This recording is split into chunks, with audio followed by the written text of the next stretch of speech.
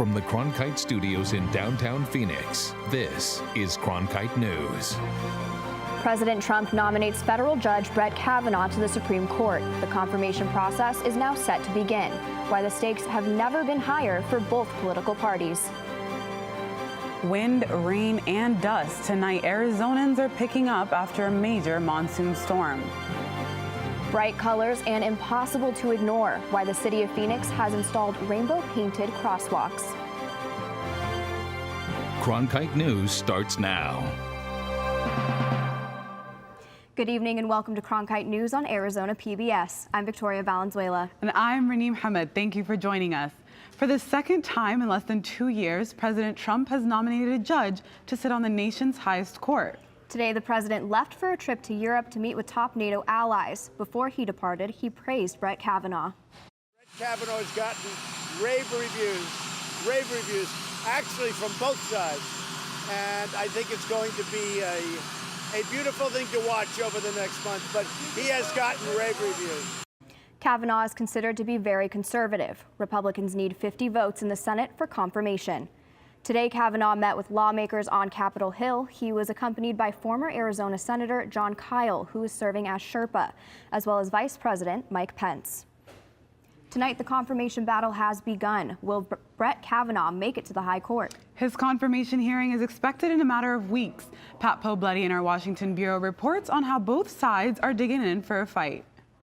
The White House announced yesterday that former Arizona Senator Jon Kyl will serve as a Sherpa for Supreme Court nominee Brett Kavanaugh.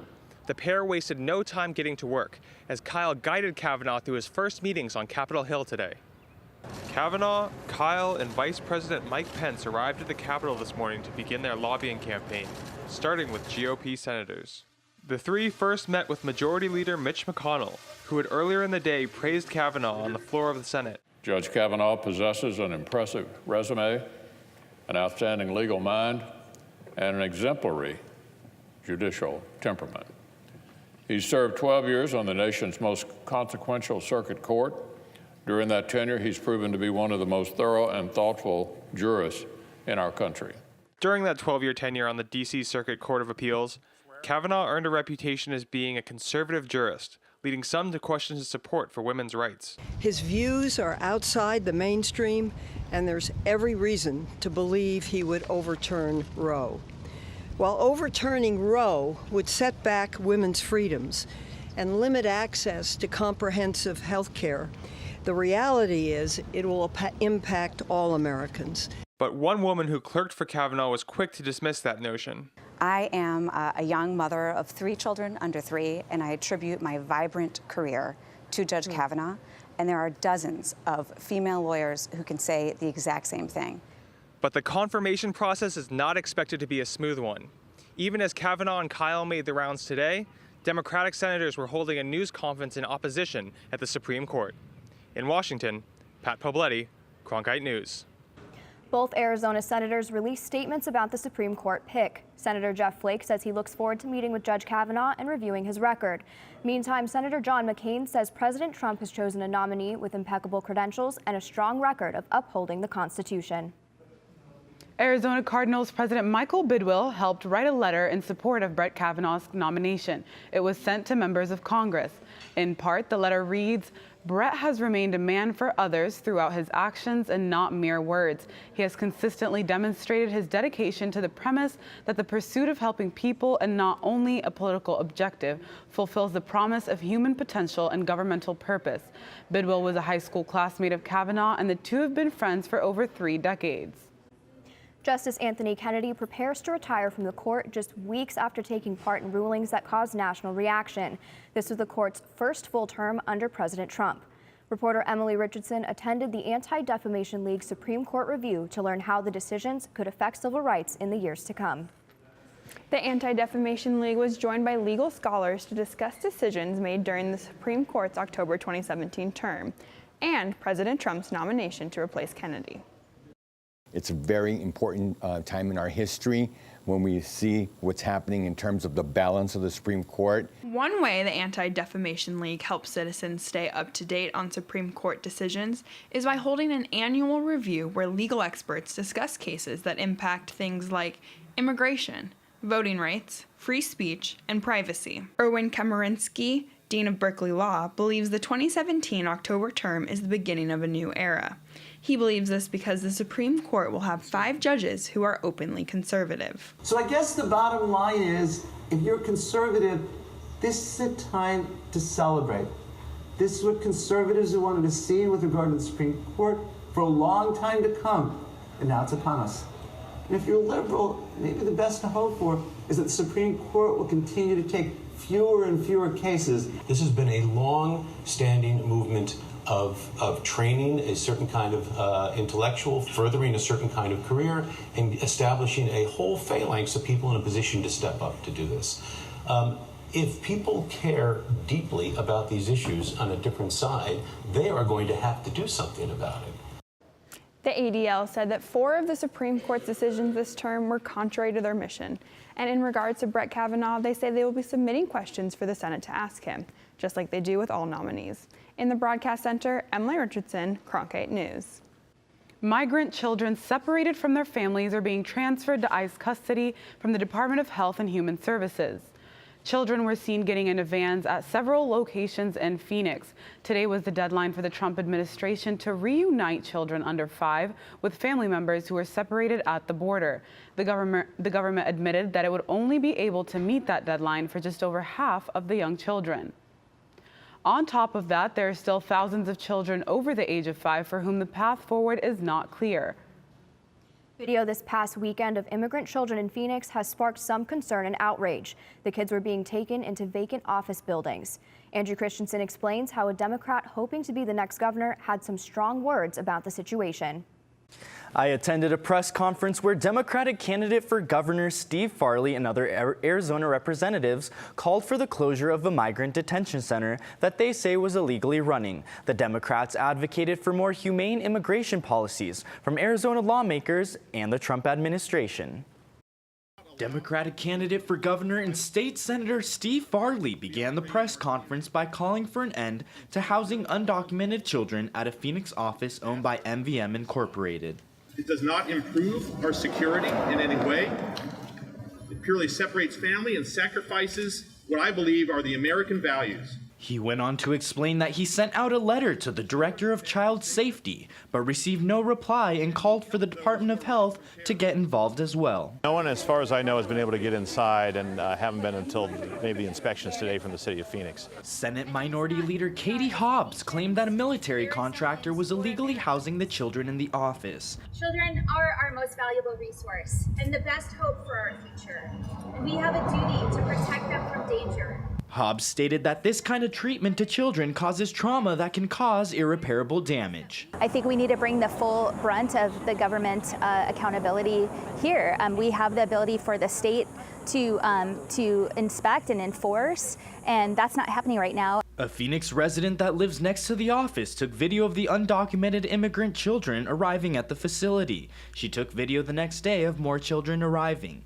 MVM shared a statement on their website that said, "The current services MVM provides consist of transporting undocumented families and unaccompanied children to Department of Health and Human Services designated facilities. We have not and currently do not operate shelters or any other type of housing for minors." I call on the leaders of this state, Governor Ducey in particular, to take swift action.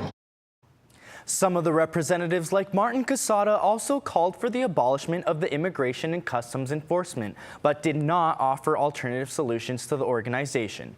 Andrew Christensen, Cronkite News.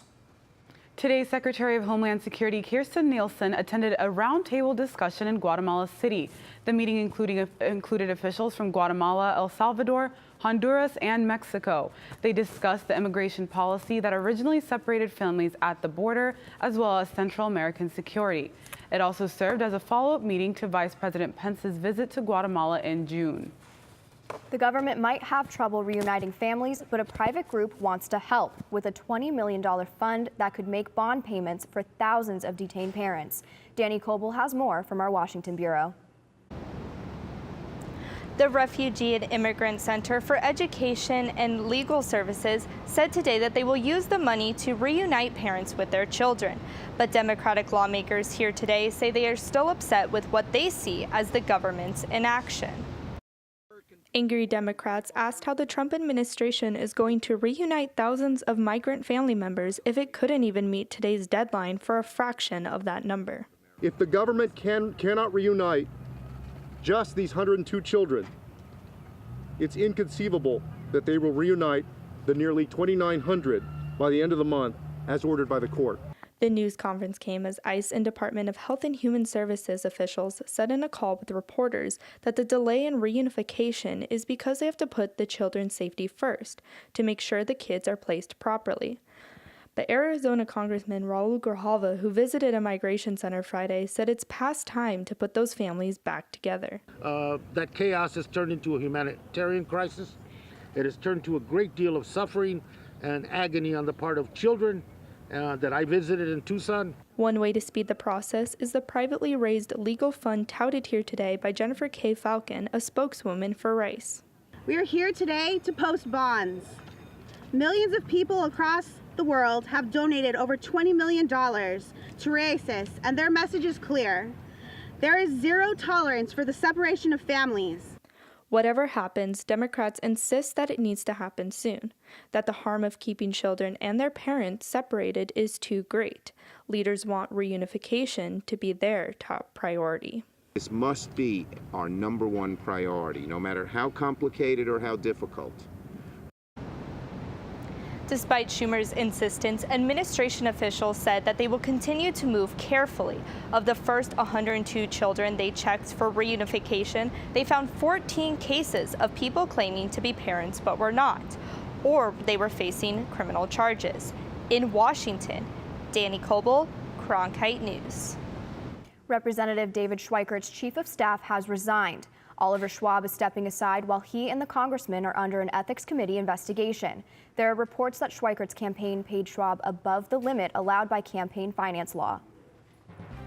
If you're driving down the street, it's something that will catch your eye. A dash of color has been added to the city of Phoenix. Coming up on Cronkite News, permanent rainbow crosswalks are here to celebrate the LGBTQ community. Plus, why police think a good therapist could be one with fur and 4 legs. I'm Judy Woodruff, anchor and managing editor of the PBS NewsHour. The journalists of tomorrow face a fast-changing media landscape, but quality news remains vitally important to our communities, our country, and our world. At ASU's Walter Cronkite School of Journalism and Mass Communication, students learn solid, reliable reporting, holding the powerful accountable, and rebuilding the public's trust. The Cronkite School and Arizona PBS, preparing the next generation for a stronger future of journalism. I'm Ted Simons, host and managing editor of Arizona Horizon. The 2018 election season has arrived. Join us for primary and general election debates.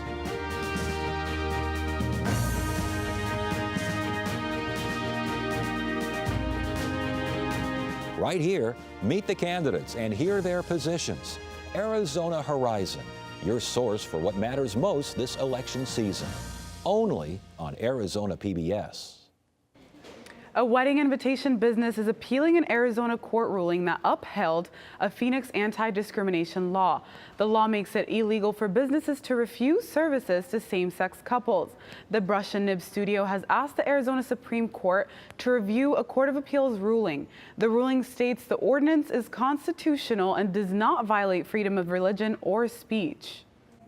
Phoenix welcomed 2 colorful additions to its streets this week. Reporter Gabriela Becerra tells us what they mean to the city's LGBTQ community. Phoenix is joining other major U.S. cities by adding rainbow crosswalks in recognition of the city's LGBTQ community. The Phoenix City Council approved the proposal back in April, and the sidewalks were painted this past Monday. It really was a "it's about time" moment. One of the rainbow painted crosswalks is located at Central in Portland, across from Parsons Center for Health and Wellness and nonprofit 1 in 10. Director of Development at the nonprofit 1 in 10, Travis Shoemake, says the crosswalks are a wonderful asset to have right outside of the youth organization. So when we finally found out it was happening, we went out with the big rainbow flag and waved it in the street where it was going to be. The other crosswalk is located in the Melrose district at 7th and Glen Rosa, a popular area for LGBT residents. The rainbow crosswalks will also send messages to those who visit Phoenix. When you speak of Phoenix and Arizona, you typically see that, a little bit more conservative feel, and I think this rainbow crosswalk, especially in its location adjacent to light rail, lets visitors from out of town know that they're a welcome and accepting state and city. Former Phoenix Mayor Greg Stanton says Phoenix embraces diversity, and the crosswalks send that message to those who visit the city. It seems like a little thing to put rainbow crosswalks, but in reality, it's a much broader message. Everyone is welcome in Phoenix, and this is one way to send that very positive message. The money to paint the rainbow sidewalks comes from donations, not from the city's budget. Gabriela Becerra, Cronkite News. Phoenix Mercury and Chelsea Clinton are teaming up. Clinton will be in Phoenix next month, attending a game and signing copies of her book. The New York Times bestselling book is titled She Persisted: 13 American Women Who Changed the World. The book is about 13 women who changed the course of history through their voice and activism. The game Clinton will attend is on August 7th. For the second day in a row, the monsoon slammed Arizona. It started with a dust storm and ended with a damaging thunderstorm. Coming up on Cronkite News, making it out of a monsoon storm. Crews work to clean up the downed power lines and uprooted trees. It's currently 95 degrees, so we may see some more rain throughout the day, so stay tuned for more information on that. As journalists at Cronkite News, we report on stories that matter to you by focusing on the local impact.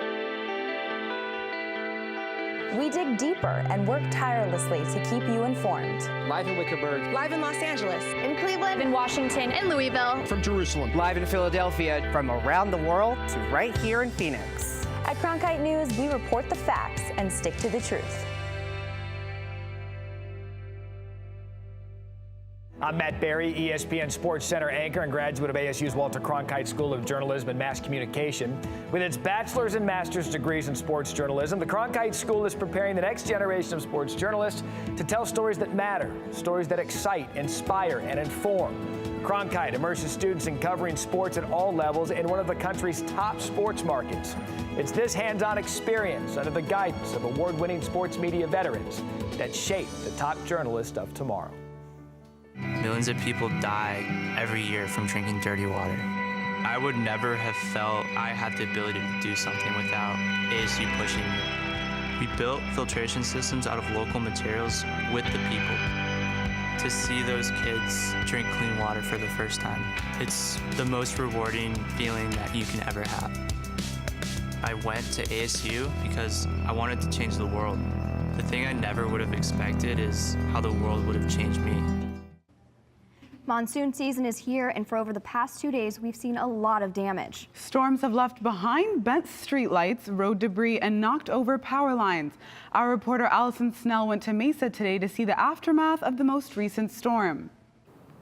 With the massive thunderstorm that swept across the valley, Phoenix broke the 119-day streak of no rainfall. But not everyone was excited about the rain. Some were more concerned about the damage the storm was leaving behind. Close to an inch of rain fell in the Mesa area yesterday afternoon. While some were excited that Arizona broke the dry streak, others were worried about the damage. Rick Fiske lives and works in the Mesa community, and his wife's car was damaged when a tree fell on it. His church was also impacted by the storm. Everything on the east side of the building was water coming in through all the windings. The pressure is so great that it just blew through all the seals, blew through into the doors, was flooding the front of the main building, flooded the back of the chapel, ripped off some shingles on the chapel. Mainly, though, it ripped down the power poles right here at the front of our church. And the power poles right from Sunland Road on Ellsworth to Corabell are all snapped off. And they're snapped off anywhere from waist high to in the ground and laying on other people's property. So quite a strong storm. Hundreds of customers were affected by outages in Metro Phoenix. Today, SRP closed part of the road to begin pulling the power lines out of the cacti, out of people's yards, and putting them back up and running where they belong. At midnight last night, we couldn't stay in our home any longer. It was just so hot and sweltering with no air movement. We had to stay at a DoubleTree, get a little bit of air conditioning, get about 4 hours of sleep, and come back and start picking up the pieces. after the monsoon that swept across the valley yesterday. Residents in Mesa are spending their day cleaning up the roads and getting rid of debris. Today is cleanup. It's mopping up, it's assessing damage, finding out what's happening on the roof, seeing if we can seal our windows better, waiting for power to come back on. ADOT says the pumps along the freeway are working just as they're supposed to, keeping the freeways dry and safe during the monsoons. In downtown Phoenix, Allison Snell, Cronkite News.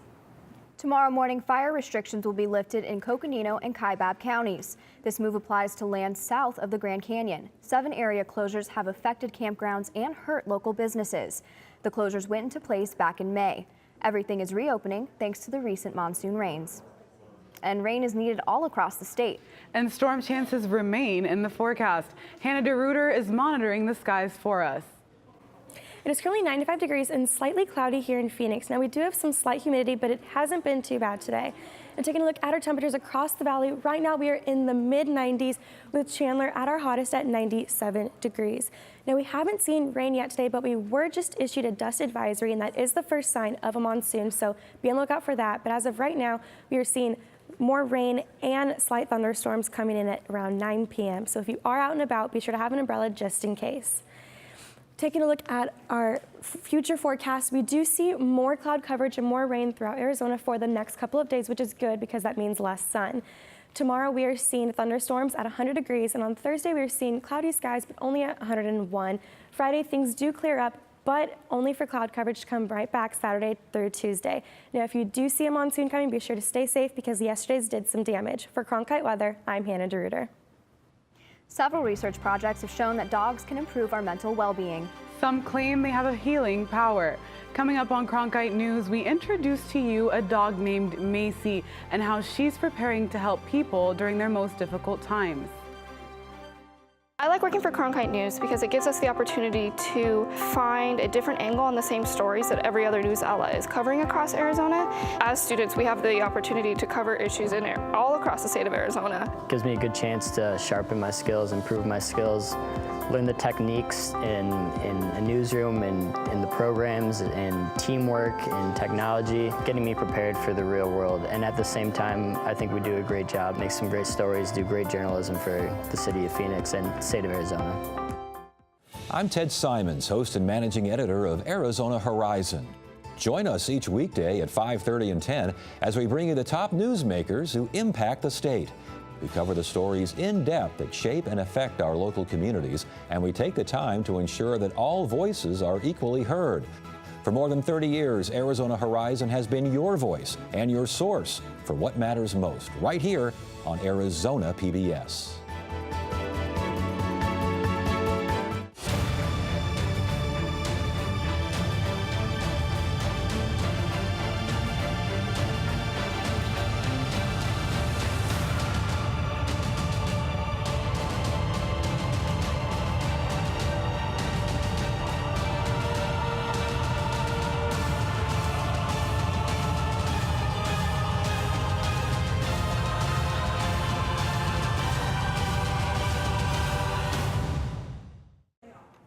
More bears are venturing into Arizona communities. The Game and Fish Department reports that last month alone, they received over 200 reports of bear activity.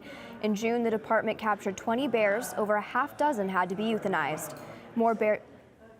More bears are venturing into Arizona communities. The Game and Fish Department reports that last month alone, they received over 200 reports of bear activity. In June, the department captured 20 bears. Over a half dozen had to be euthanized. The Mesa Police Department has adopted a new puppy that will help victims of crimes.